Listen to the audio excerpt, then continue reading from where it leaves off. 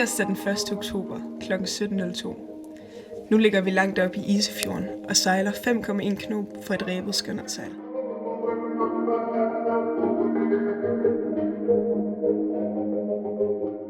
Her til søs, der starter vi langsomt, og så går vi stille og roligt ned i tempo derfra. Anna, Frida og Freja snakker fremtid. Hold 2 netop på vej til Bakstjørn. Vi sejler 8,1 knob. Nice.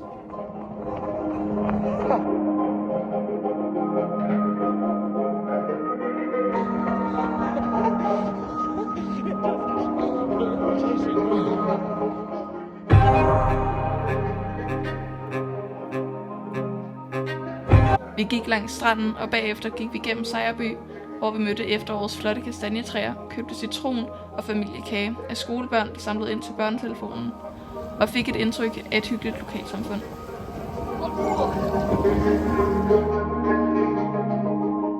Undervejs blev halvdelen af os søsyge og brugte det meste af dagen på at sove. De søstærke, der blev på dæk, oplevede braget fra en minisprængning, som også var skyld i en omvej.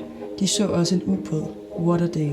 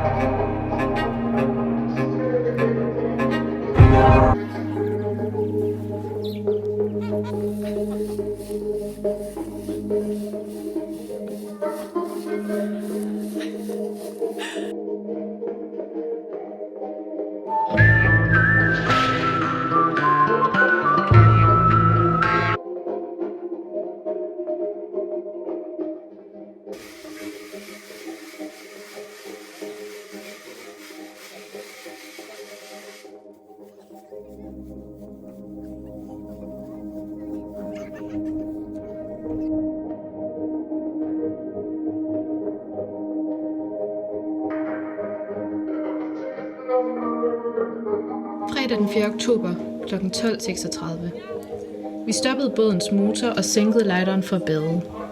Der var helt vindstille og ingen bølger. Solen spejler sig på vandet så smukt.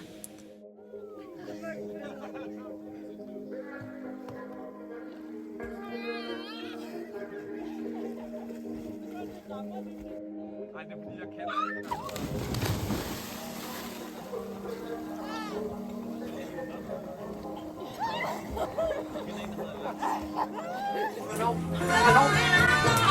Hvilken din visdomstand er vokset ud? Det er helt tæt på, simpelthen.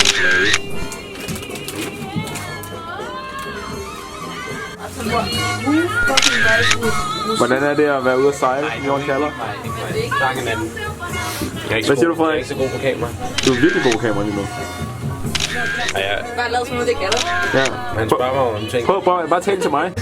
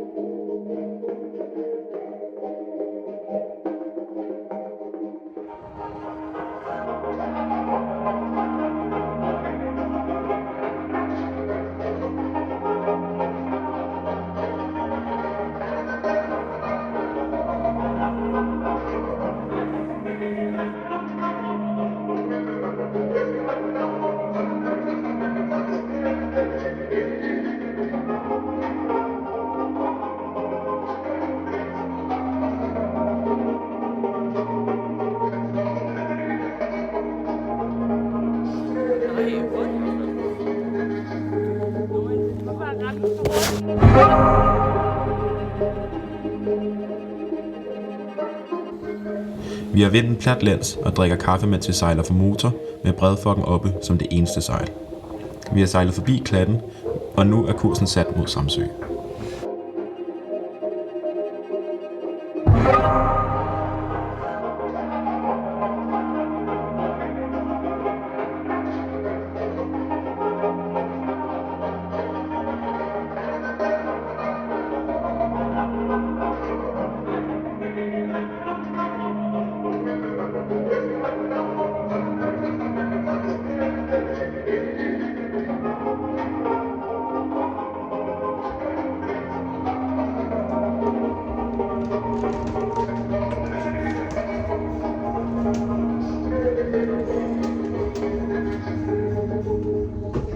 H.C. Andersen skriver, at rejse er at leve.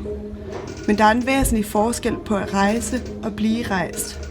Med tog og i bil eller bus ser vi passivt til, mens vi bliver ført frem til vores rejsemål. På Bonavista bliver man aktiveret, og vi er fælles om sejladsen. Vi kender vores fartøj ud og ind. Derfor skal det på jorden kalder E24 lyde, at sejle er at leve.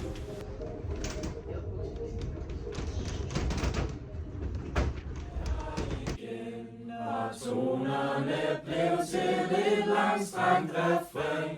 En blot en fortælling, en popmelodi.